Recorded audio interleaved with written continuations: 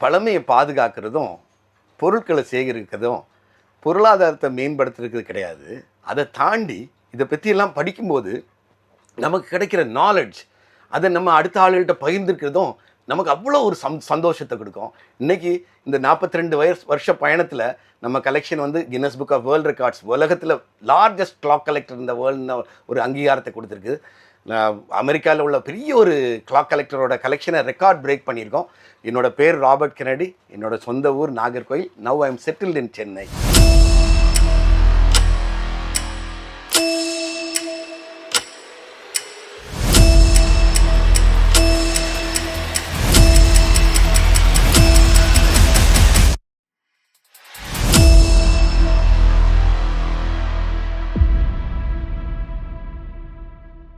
பழைய காலத்துலலாம் அந்த சன்டேல் கிளாக், சூரிய வெளிச்சத்தில் செய்கிற கடிகாரங்கள் நிறைய கோயில்கள்லாம், நம்ம கோயில்கள்லாம் இன்றைக்கி இருக்குது. ஆனால் அந்த மாதிரி கிளாக்கெல்லாம் என்னென்னா, சன்டேல் கிளாக் வந்து அதில் உள்ள குறைபாடுகள் என்னென்னா, சூரியன் வெளிச்சம் இருந்தால் தான் மணி பார்க்க முடியும், ராத்திரி மணி பார்க்க முடியாது. உடனே அடுத்த ஒரு ஆராய்ச்சியாளர் வந்து என்ன செய்தான்னா, மூன் டயல் கிளாக், மூன் வெளிச்சத்தில் மணி பார்க்குற அந்த ஷேடோ கிளாக், அதை கண்டுபிடிச்சாங்க. ஆனால் இது எல்லாமே இந்த மேகங்கள் இருந்ததுன்னா அந்த கடிகாரங்கள் பார்க்க முடியாது, மணி பார்க்க முடியாது. ஸோ இது எல்லாமே ஹியூமன் இன்டர்ஃபேஸ், இந்த ஒரு சரியான கணிப்புக்கு இடம் கொடுக்கல. ஸோ அப்படி சாண்ட் கிளாக், சாண்ட்னா ஒரு குடுவையில் சாண்ட் இருக்கும், திருப்பி மாற்றி போடணும். Every 3 hours once 4 hours once மாற்றி போட்டால் தான் நேரம் கணிக்க முடியும். ஸோ இப்படி பயணிச்சுட்டு இருக்கும்போது 1637 வருஷம் கலீலியோன்னு ஒரு பெரிய ஆராய்ச்சியாளர் பெண்டுலம்மை கண்டுபிடிக்கிறார், இன்வென்ட் பண்ணுறாரு. பெண்டுலம்மை இன்வென்ட் பண்ணோன்னு அவர் சொல்கிறாரு, இந்த பெண்டுலத்தை வச்சு கடிகாரத்தில் இன்கார்பரேட் பண்ணான்னா நம்ம 24 மணிக்கு ஒரு கடிகாரத்தை ஓட வச்சிடலான்னு சொல்லி ஒரு கான்செப்டை அவர் கண்டுபிடிக்கிறார். ஆனால் ஒரு சிச்சுவேஷனில் அவரால் அந்த கிளாக்கை முடிக்க முடியல. அவர் இறந்து போகிறார். கலீலியோ பெரிய ஆராய்ச்சியாளர். அவர் இறந்து போனதுக்கப்புறம் 19 வருஷத்துக்கு கழித்து கிறிஸ்டியன் ஹியூகன்ஸ் ஒரு பெரிய ஒரு டச்சு ஆராய்ச்சியாளர், நெதர்லாண்ட்ஸை சேர்ந்த ஒரு ஆராய்ச்சியாளர், ஒரு பெரிய ஒரு மேத்தமெட்டிஷியன், கணிதத்தை நிபுணர். அவர் வந்து அந்த ப்ராஜெக்டை எடுத்து பெண்டுலத்தை எடுத்து கலீலியோ பாதியில் விட்ட ப்ராஜெக்டை எடுத்து அவர் தான் முடிக்கிறார். பெண்டுலம் கிளாக்ஸை ஃபைனலாக செய்து முடிக்கிறாரு. நான் இதை எதுக்கு சொல்கிறேன்னா, அன்னையிலேருந்து 1985 வரைக்கும் உலகத்தை ஆண்டது வந்து பெண்டுலம் கடிகாரங்கள் தான். அதுக்கப்புறம் தான் டிஜிட்டல் இரா வருது. டிஜிட்டல் இன்றைக்கி நீங்கள் கையில் கட்டியிருக்க வாட்ச் ஆகட்டும், வீட்டில் இருக்கிற கிளாக் ஆகட்டும், எல்லாமே டிஜிட்டல் குவாட்ஸ் டெக்னாலஜி, கம்ப்யூட்டரைஸ்ட் இந்த இதுக்குள்ளே போச்சு அது. ஸோ மோர் தென் 380 years 400 years வந்து இந்த பெண்டுலம் கிளாக்ஸ் தான் உலகத்தை ஆண்டுது. இது வந்து ஒரு நம்ம உலக கண்டுபிடிப்புகள்லே மிக அற்புதமான கண்டுபிடிப்புன்னு நான் சொல்லலாம். இது ரிலேட்டடாக தான் நம்மளோட சேகரிப்பு. என்னென்னா, நான் வந்து ஒரு பிஎஸ்சி ஃபிசிக்ஸ் கிராஜுவேட். அதனால எனக்கு இதில் வந்து இந்த ஃபிசிக்ஸ் ரிலேட்டடாக இருக்கிறதுனால எனக்கு இதில் ரொம்ப ஆர்வம் வந்தது. ஸோ ஒவ்வொரு கடிகாரத்தையும் நான் பிரித்து பார்க்கும்போது ஒவ்வொரு கடிகாரத்தோட மெக்கானிசம் வந்து ரொம்ப வித்தியாசமாக இருந்தது. ஸோ அதை பற்றி நான் ஆராய்ச்சி ரொம்ப விளையாட்டு போக்க தான் எல்லாம் பண்ணேன். ரொம்ப இதில் பெருசாக வல்லுநர் ஆகணும்னு எல்லாம் அந்த நோக்கமே எனக்கு கிடையாது. ஆனால் ஒவ்வொன்றையும் படிக்கும்போது எனக்கு ரொம்ப இன்ட்ரெஸ்டிங்காக இருந்தது. அது கூட நமக்கு நாலெட்ஜும் வளர்ந்தது.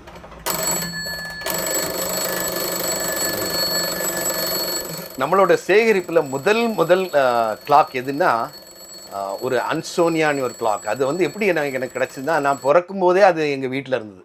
அது வந்து எனக்கு தாத்தா வந்து மூணாரில் ஒரு எஸ்டேட்டில் பிரிட்டிஷ்காரங்க கிட்ட வேலை பார்த்தார்.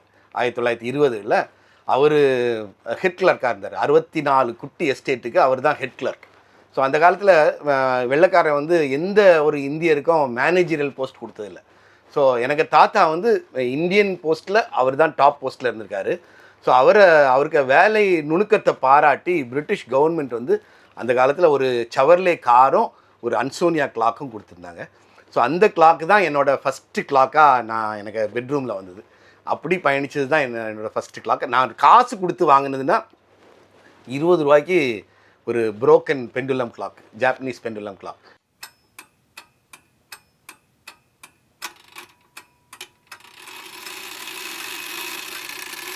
நான் சேகரிக்க தொடங்கின காலத்தில் கூகுள் கிடையாது, ஒன்றுமே கிடையாது. அன்னைக்கு இந்த கடிகாரத்தை பற்றி ரெஃபர் பண்ணுறதுக்கு புக்ஸுமே கிடையாது. இதெல்லாம் நான் எப்படி படிப்பேன்னா, எப்படி தெரிஞ்சுக்கிடுவேன்னா, நான் போய் மெக்கானிக்ஸ் அந்த காலத்தில் எங்கள் ஊரில் எல்லாம் கிளாக் மெக்கானிக்கெல்லாம் உண்டு. அவங்கக்கிட்ட போய் கேட்பேன், இது எப்படி, இது என்ன கடிகாரம், இது யார் செஞ்சுருப்பாங்க. ஒன்று அவங்க அப்போ யூகிச்சு சில கதைகளாக சொல்லுவாங்க வயசானவங்க. ரொம்ப இன்ட்ரெஸ்டிங்காக இருக்கும். அவங்ககிட்ட கதை கேட்பேன். மூர் மார்க்கெட்டில் பெரிய பழைய காலத்து வியாபாரிகள் இன்றைக்கெல்லாம் அவங்க இறந்து போனாங்க. எல்லாம் பாதி பேர் இல்லை, முக்கால் பேர் இல்லை. ஆனால் அந்த வயசான ஆளுகிட்ட கதை கேட்டு ஒவ்வொரு கதையும் சுவாரஸ்யமாக இருக்கும். இப்போ அது கூகுளில் இருக்குது. நான் இப்போ நினச்சி பார்த்தா அவங்கெல்லாம் படிக்காத மேதைகள். என்னென்னா அவங்க சொன்னது எல்லாம் தான் கூகுளில் இருக்குது. அப்போ ஆச்சரியமாக இருக்குது, ரொம்ப ஆச்சரியமாக. அந்த காலத்தில் ஒன்றுமே இல்லை, புக்கு ரெஃபர் பண்ணுறதுக்கு புக்கு இல்லை. இவங்க எப்படி இவங்களுக்கு நாலேஜ் இவ்வளோ கணிச்சாங்கன்னா ஒன்லி பை எக்ஸ்பீரியன்ஸ். அவ்வளோ பொருட்களை பார்த்து வியாபாரம் தான் பண்ணியிருக்காங்க. ஆனால் அவ்வளோ பொருள்களை பார்த்து இன்னைக்கு கூட மூர் மார்க்கெட்டில் எனக்கு ஒரு பெரிய ஒரு வியாபாரி, பழைய அவருக்கு பேர் மிஸ்டர் வேலாயுதம். அவருக்கு எழுத வாசிக்கலாம் தெரியாது, இங்கிலீஷில் ஏபிசிடி கூட தெரியாது. ஆனால் அவரை நான் இன்னைக்கு நான் குருன்னு தான் சொல்லுவேன்.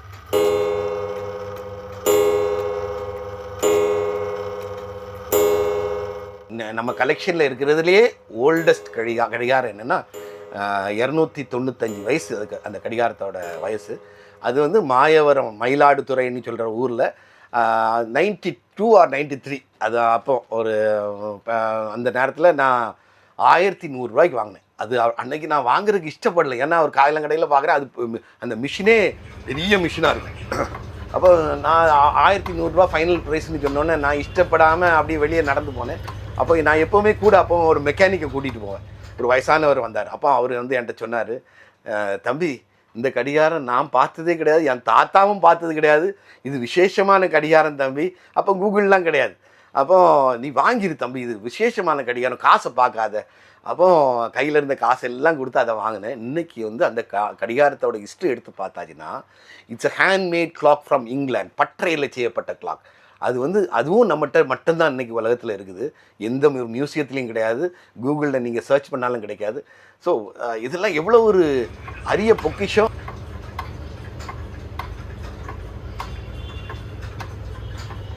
என்னோட கலெக்ஷன் வந்து 1983 12ஆம் கிளாஸ் படிக்கும்போது நான் இருந்து ஸ்டார்ட் பண்ணது. எனக்கு பயணத்தில் முதல்ல நான் கடிகாரமும் ரிஸ்ட் வாட்சும் மட்டும்தான், பாக்கெட் வாட்ச்சு, அதில் தான் பயணிச்சுக்கிட்டே இருந்தேன். ஆனால் காலப்போக்கில் நான் போகிற இடத்துல சில ரொம்ப இன்ட்ரெஸ்டிங் அபூர்வமான பொருள்களை பார்க்கும்போது அதுகளையும் வாங்க தொடங்கினேன். நான் அதில் இன்ட்ரெஸ்டிங்கான ஃபீச்சரில் ஒன்று சொல்கிறேன், ஒரு கடிகாரத்தில் ஒன்று முதல்ல சொல்கிறேன். கேரேஜ் கிளாக் 1860 ஃப்ரெஞ்சுக்காரன் ஒரு பெரிய ஒரு சயின்டிஸ்ட் வந்து கேரேஜ் கிளாக்னா என்ன, பேலன்ஸ் வீல் ஓடுறது, அது குதிரை வண்டியில் எடுத்துகிட்டு போகிற மாதிரி உள்ள கிளாக்கை அவன் இன்வென்ட் பண்ணோன்னு அவன் என்ன செய்தான்னா, அந்த ஆராய்ச்சியாளர் அந்த பொருளை செய்து முடித்த உடனே ஃப்ரான்ஸில் உள்ள பெரிய ஒரு எம்பரர் நெப்போலியன் பானபார்ட், அப்போ அவரை வந்து வெள்ளைக்காரங்க வந்து டிஃபீட் பண்ணி சென்ட் ஹெலினாவில் போய் சிறைப்பிடிச்சு வச்சுருந்தாங்க, கைதியாக வச்சுருந்தாங்க. அப்போ நெப்போலியன் வந்து பெரிய ஒரு மகாராஜா. உடனே அந்த கடிகாரத்தை ஃப்ரெஞ்ச் கேரேஜ் கிளாக்கை செஞ்சவர் சென்ட் ஹெலினாக்கு போய் அந்த கிளாக்கை வந்து நெப்போலியனுக்கு முதல்ல அது செய்யப்பட்ட கடிகாரத்தை நெப்போலியன் கிஃப்ட் பண்ணார். இது ஹிஸ்ட்ரி. நீங்கள் கூகுள் பண்ணி பார்த்தானா இதுக்கு அந்த கதை இருக்கும். So first carriage clock was made for the great emperor Napoleon Bonaparte. So அதில் நான் அந்த வகையாராக்கள் கடிகாரங்கள்லாம் நம்மகிட்ட இருக்குது, ஒரு 20க்கு மேலே இருக்குது. இதெல்லாம் ரொம்ப ஹைலி கலெக்டபிள் கிளாக்ஸு. அதே மாதிரி உலகத்திலே உள்ளதுலேயே ஸ்மாலஸ்ட் பெண்டுலம் கிளாக், குட்டி 1.5 இன்ச் தான் உயரம் இருக்கும். அது வந்து நான் 70 ரூபாய்க்கு வாங்கினேன். வாங்கி 30 வருஷம் இருக்கும். எனக்கு அது கூட ஸ்பெஷாலிட்டி தெரியாமல் தான் வாங்கினேன். இன்றைக்கி இது ரிசர்ச் பண்ணி பார்த்ததில் அதுதான் இன்றைக்கி உலகத்தில் ஸ்மாலஸ்ட் பெண்டுலம் கிளாக். எந்த கூகுள்லேயும் நீங்கள் சர்ச் பண்ணால் கிடையாது, நம்மகிட்ட மட்டும்தான் அந்த கடிகாரம் இருக்குது.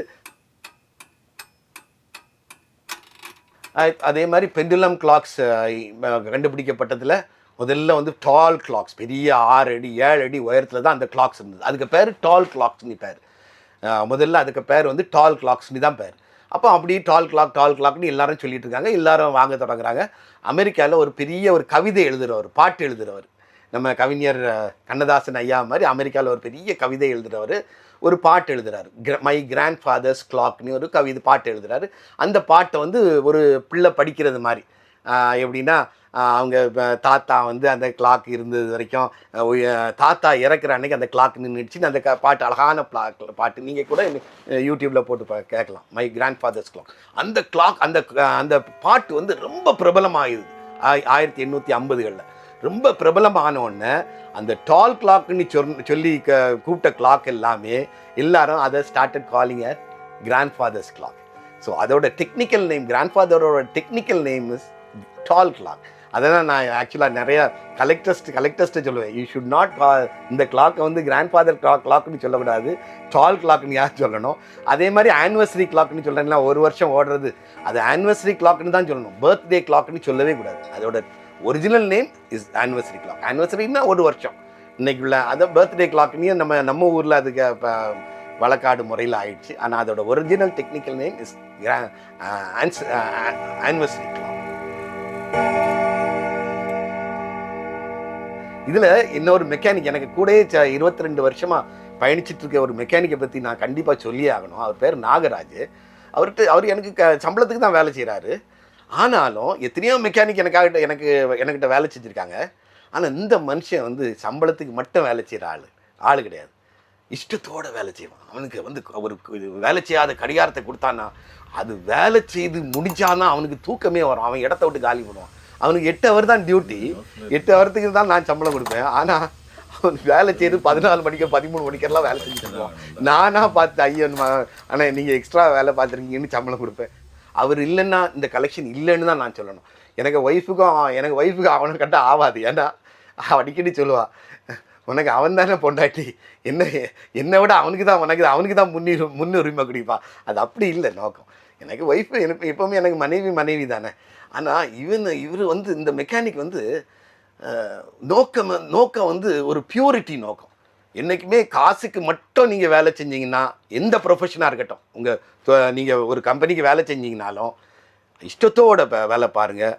அந்த குரூப்பில் நீங்கள் வந்து தனித்துவமாக தெரியும், அந்த கம்பெனி உங்களை தூக்கி கொண்டு போயிடும்.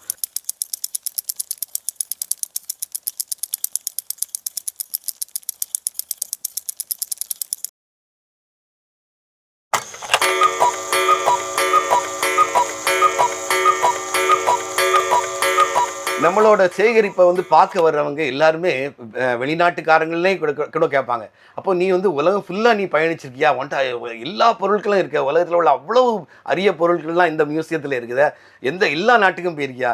உண்மையிலே சொல்ல போனால் நான் பிளெயினில் போனதே ரெண்டு தடவை தான். அதுவும் கல்கத்தாக்கு தான் பிளெயினில் போயிருக்கேன். பிறகு பூனாக்கு 2 தடவை போனேன், அவ்வளோதான். நான் வெளிநாட்டுக்கு எங்கேயுமே போனதில்லை. ஸோ நீங்கள் கேட்கலாம், இவ்வளோ வெளிநாட்டு பொருட்களில் பழைய காலத்தில் உள்ள வெளிநாட்டு பொருட்கள்லாம் எப்படி இங்கே வந்ததுன்னு. ஸோ அது ஒரு சுவாரஸ்யமான கதை. நம்ம நாட்டை பார்த்தீங்கன்னா, நம்ம நாடை இன்வேட் பண்ணியிருக்காங்க பழைய காலத்தில். முகல்ஸ் சரி, நிறைய பிரிட்டிஷ்காரங்க நம்ம 350 வருஷம் நம்ம ஈஸ்ட் இந்தியா கம்பெனி ஆண்டிருக்கு. ஸோ இவங்கெல்லாம் வந்த தொடக்கத்தில் அதே மாதிரி தொழில்நுட்பம், இந்த மாடர்ன் இன்வென்ஷன் எல்லாமே யூரோப்பியன் இன்வென்ஷன் தான். ஸோ அவங்கெல்லாம் நம்ம நாட்டை சூறையாடுக்கு தான் வந்தாங்க. ஆனால் அவங்க வாழ்க்கைக்கு தேவையான பொருட்களை கொண்டு வந்தாங்க, அவங்களுக்கு இஷ்டப்பட்டவங்களுக்கு கொண்டு வந்து கொடுத்தாங்க. இப்படி அங்கேருந்து அரிய பொருட்கள்லாம் இங்கே வந்தது. அதே மாதிரி இன்னொரு கதை சொல்கிறேன். வெள்ளூர் உங்களுக்கு தெரியும், வெள்ளூரில் சிஎம்சி மருத்துவமனை எவ்வளோ பெரிய மருத்துவமனைன்னா அன்றைக்கி உலகத்திலேயே ஒன் ஆஃப் த பெஸ்ட் ஹாஸ்பிட்டல்னு பேர் வாங்கியிருக்கு. அதை நிரூபித்தது வந்து ஒரு வெள்ளைக்கார பொம்பளை. அந்த ஐடா ஸ்கெடர் வந்து 1910 அந்த ஆஸ்பத்திரி நிறுவனாங்க. இதை நான் எதுக்கு சொல்ல வரேன்னா, நம்மகிட்ட ஒரு பெரிய ஒரு பொக்கிஷம் கிடச்சிருக்குது. ஒன்று என்னென்னா, ஐடா ஸ்கெடரோட சித்தப்பாவோட கல்லறையில் உள்ள ஒரு நேம் பிளேட். அவங்க சித்தப்பாவும் சித்தியோட கல்லறையில் உள்ள பிளேட்டு நம்ம கையில் இருக்குது. ஒவ்வொரு பிளேட்டும் 10 கிலோ. அந்த சித்தப்பாவோட பேர் ஜேட் வாட்டர்பெரி ஸ்கெடர். அந்த கல்லறை எப்படியோ இடிச்சிருப்பாங்கன்னு நினைக்கிறேன், மாடர்னைஸ் பண்ணியிருப்பாங்க. இப்போ அந்த கல்லறை வந்து வேலூரில் இருக்குது. அதெல்லாம் ஹிஸ்டாரிக்கல் ப்ராடக்ட். எங்கேயும் அதெல்லாம் அது ஒன்று தான் இருக்குது நம்மகிட்ட, வேறு யாரும் செஞ்சுருக்க வாய்ப்பு இல்லை. ஏன்னா கல்லறையில் ஒன்று வைக்கிறதுக்கு செஞ்சுருக்காங்க. அந்த ஒரிஜினல் கல்லறையில் உள்ள அந்த நேம் பிளேட் ரெண்டும் நம்மகிட்ட இருக்குது. எவ்வளோ பெரிய பொக்கிஷம், எவ்வளோ சந்தோஷம். அந்த ஸ்கெடர்ஸ் ஃபேமிலி வந்து இன்றைக்கும் அமெரிக்காவில் ரொம்ப ஆக்டிவாக இருக்காங்க. ஸோ அவங்களுக்கு நான் இமெயில் அனுப்பியிருக்கேன், உங்கள் ஃபேமிலி சம்மந்தப்பட்ட பொருட்கள் நம்மகிட்ட இருக்குதுன்னு சொல்லி இமெயில் அனுப்பியிருக்கேன்.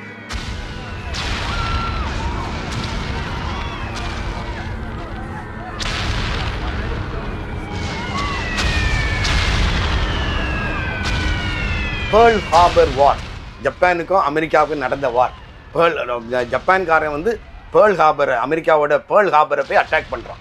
அப்போ ஜப்பான்கிட்ட மிட்சுபிஷி பிளெயின்ஸ், பயங்கர ஃபைட்டர் ஜெட்ஸ், அதை வச்சு அட்டாக் பண்ணுறான். பேர்ல் ஹார்பர் அட்டாக் பண்ணி டோட்டலாக ஸ்மாஷ் பண்ணிடுறான். It was a total success for Japan army, Japan country. So America வந்து வேறு வழியே இல்லாமல் போர்க்களத்தில் குதிக்கிறான். அப்போ அவங்க சடனாக ஒரு கமிட்டி போடுறாங்க.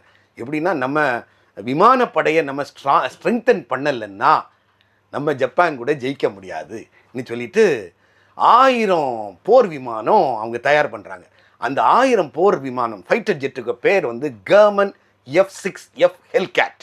அப்படிப்பட்ட ஒரு 1000 விமானத்தை ஒரு குறைஞ்ச நாள்களில் அவங்க தயார் பண்ணுறாங்க. தயார் பண்ணிட்டு தான் ஜப்பான் கூட போருக்கு போகிறாங்க. அந்த 1000 போர் விமானத்துலேயும் காக்பிட்டில் மாட்டப்பட்ட ஒரு கிளாக் நம்மகிட்ட இருக்குது. அது ஒரு பெரிய விஷயம். அந்த காக்பிட் கிளாக் வந்து அந்த காக்பிட்டில் ஒரே ஒரு பைலட் தான் இருக்க முடியும் அந்த பிளெயினில். கர்மன் F6F ஹெல்கேட் நீங்கள் கூகுள் பண்ணி பாருங்கள், அதில் எல்லாம் தெரியும். அதில் ஒரே ஒரு விமானி தான் இருக்க முடியும். இந்த லெஃப்ட் ஹேண்ட் கார்னரில் தான் அந்த கிளாக்கை வச்சுருப்பான். ஸோ அந்த கிளாக் வந்து வால்தம்னு ஒரு பெரிய ஒரு கடிகாரம் உற்பத்தி பண்ணுற கம்பெனி, ரொம்ப துல்லியமாக உற்பத்தி பண்ணுற கம்பெனி செய்யப்பட்ட கிளாக்கு. அந்த கிளாக் தான் அதில் மாட்டிடுது. இந்த கிளாக் வந்து இதுவும் நமக்கு ஸ்கிராப் கடையில் தான் வாங்குது. இது இன்னொரு சுவாரஸ்யமான விஷயம்னா, இது எல்லாம் எப்படி இங்கே வந்ததுன்னு நீங்கள் கேட்கலாம். எப்படி நீ தான் உலகத்தில் எங்கேயும் போகல, நம்ம நாட்டுக்குள்ளே தானே சுற்றி இருக்க, இதெல்லாம் எப்படி இங்கே வந்ததுன்னா, எப்படின்னா, நம்ம விடுதலை பெற்ற உடனே 1947 நம்ம விடுதலை வாங்குகிறோம். விடுதலை வாங்கும்போது வெள்ளைக்காரன் என்னென்னா எல்லாத்தையும் சுரண்டிட்டு போயிட்டான். எம்டியாக வெத்து சட்டியை தான் கொடுத்துட்டு போயிருக்கான். அப்போ ஒன்றுமே காசு இல்லை நம்மகிட்ட. அப்போ விமானப்படை, நேவி எல்லாம் ஃபார்ம் பண்ணுறோம், நம்ம இந்தியா ஃபார்ம் பண்ணுறாங்க. அப்போ நம்ம கண்ட்ரி என்ன செய்யுதுன்னா, அங்கே உள்ள ஃபாரின் கண்ட்ரீஸில் உள்ள அவங்களுக்கு தேவையற்ற விமானங்கள், கப்பல்களில் தான் யூஸ் பண்ண கப்பல்களில் தான் நம்ம வாங்கியிருக்கோம், ஷிப்பு, பிளெயின் எல்லாம். அப்படி நம்ம இந்தியன் ஏர்ஃபோர்ஸ் வந்து 22 ஏர்க்ராஃப்ட், அந்த கர்மன் F6 ஹெல்கேட்டோட 22 ஏர்க்ராஃப்டை வந்து, இதெல்லாம் ஹிஸ்ட்ரி வாங்கியிருக்காங்க. வாங்கி இன்றைக்கும் நம்ம இந்தியன் ஏர்ஃபோர்ஸில் 2 கர்மன் F6F ஹெல்கேட் வந்து பாதுகாக்கப்படுது. மிச்சம் 20 ஹெல்கேட் என்ன ஆச்சுன்னே தெரியல, உடப்பில் போயிருக்குது. அந்த உடப்பில் போனதில் ஒன்று தான் அந்த கிளாக் இங்கே நம்மகிட்ட இருக்குது. ஸோ எவ்வளோ இன்ட்ரெஸ்டிங் இது. அதே மாதிரி ஷிப் பிரேக்கிங் யார்டு, நம்ம ஊரில் உலகத்தில் உள்ள நிறைய கண்ட்ரீஸில் உள்ள பழைய ஷிப்பெல்லாம் கொண்டு வந்து விசாகப்பட்டினத்தில் பெரிய ஷிப் பிரேக்கிங் யார்டெலாம் இருந்திருக்குது, இப்போவும் இருக்குது. ஆனால் பழைய மாதிரி ஆக்டிவாக இல்லை. ஏன்னா என்விரான்மெண்டல் ப்ரொடெக்ஷன் இதில் நம்ம அதெல்லாம் கொஞ்சம் மினிமைஸ் பண்ணுறோம். 70-60 நம்ம கண்ட்ரி வந்து ஷிப் பிரேக்கிங் யார்டு வந்து ரொம்ப ஃபேமஸ். அங்கே வெளிநாட்டு கப்பல்லாம், பழைய கப்பல்லாம் கொண்டு இங்கே உடைக்க கொடுத்துருவாங்க. உடைக்க கொடுக்கும்போது அந்த ஜெர்மன் போர்க்கப்பல் ஒன்று உடைக்க வந்திருக்குது. அந்த ஜெர்மன் போர்க்கப்பலில் உள்ள ஒரு லேம்ப், ஒரு லைட், அந்த லைட்டு வந்து நமக்கு காயலாங்கடையிலேருந்து பெர்ஃபெக்ட் ஒர்க்கிங் கண்டிஷனில் இருக்குது. 2ஆம் உலக போரில் ஜெர்மன் போர்க்கப்பலில் உள்ள கப்பல். ஸோ இதெல்லாம் நமக்கு இப்போ பொருள்களில் வந்து நமக்கு இன்ட்ரெஸ்டிங் நாலெட்ஜ் கொடுக்குது, நமக்கு அறிவு வளருது. நிறைய பேருக்கு இதை நம்ம பகிர்றோம். நிறைய பேர் வந்து பார்க்கும்போது நமக்கு சந்தோஷம். கடைசியில் அதுதான் நான் சொல்ல வரேன், சந்தோஷத்தில் தான் போய் முடியுது.